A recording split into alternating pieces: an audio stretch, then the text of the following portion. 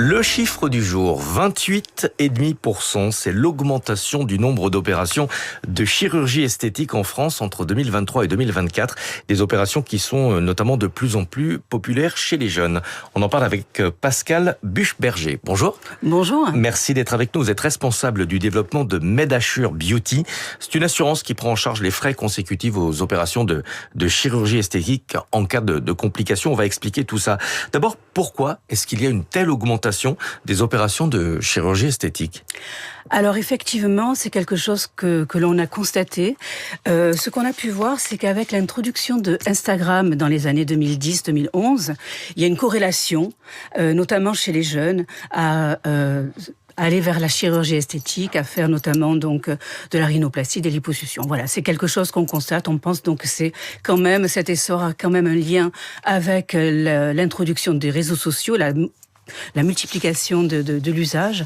Bien évidemment, il y a aussi l'aspect d'une société où paraître jeune est toujours très important. Donc, on a aussi, à partir de 50 plus, d'autres types d'interventions. Voilà en gros la raison, à notre avis, et d'après les études qu'on a pu étudier, de cette évolution. Mais est-ce que vous avez le sentiment que les jeunes, notamment, font des opérations de chirurgie esthétique pour les bonnes raisons, et surtout, est-ce qu'ils n'ont pas tendance à prendre des risques ?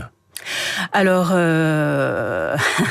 les bonnes raisons. Les bonnes raisons, c'est toujours éminemment individuel et personnel, mais effectivement, on peut penser que se conformer à un certain modèle, c'est pas forcément une très bonne raison, mais ça, c'est un jugement. Je pense que chacun doit être à même de savoir ce qui est bon pour lui ou pas, mais effectivement, c'est quelque chose. Le fait de se conformer à des images proposées, notamment dans les réseaux sociaux, ça peut être évidemment un problème, et ça peut être aussi une confrontation à des risques qu'on n'aura pas forcément calculé ou pris en compte auparavant. Dans 10% des cas, les opérations de chirurgie esthétique ont des conséquences inattendues.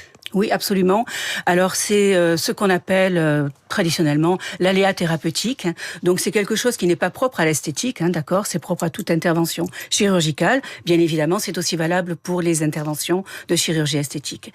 Et donc, l'aléa thérapeutique, ça peut apparaître à tout moment, chez n'importe qui, même une personne en bonne santé, les risques étant plus ou moins importants en fonction, bien évidemment, de l'historique médical de la personne. Vous avez créé une assurance pour justement les complications en cas d'opération de chirurgie esthétique, car il faut le rappeler, en cas de complications, ça n'est pas pris en charge par la sécurité sociale. Absolument, et ça c'est quelque chose qui n'est pas du tout connu.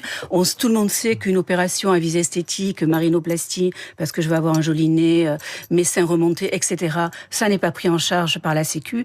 Par contre, ce qu'on sait moins, c'est que les complications ne le sont pas davantage. Et ça, c'est un souci, et c'est d'ailleurs pour ça qu'on a introduit ce produit il y a 16 ans déjà en Allemagne. On est dans différents pays européens, également au Brésil, et depuis 1 an et demi en France. Et nous pensons que c'est vraiment très très important d'assurer ces arrières. Qu'est-ce qui est pris en charge ? Nous prenons en charge en fait tous les actes nécessaires pour pallier la complication. Alors si par exemple il y a une infection, ça peut être une thérapie, Mais s'il y a par exemple besoin d'une nouvelle opération ? Oui, c'est aussi possible. Ça peut être une retouche, ça peut être une reprise, tout à fait, et ce à hauteur de 10 000 €.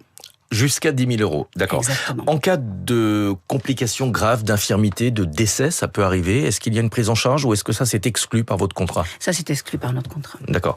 Les opérations effectuées à l'étranger se développent de plus en plus, notamment les implants capillaires en Turquie. Oui. Est-ce qu'on peut souscrire chez vous une assurance même si l'opération n'est pas effectuée en France? Oui, absolument. Nous couvrons les opérations dans le cadre du tourisme médical qui ont lieu en Turquie, Tunisie, Maroc, République tchèque. Voilà.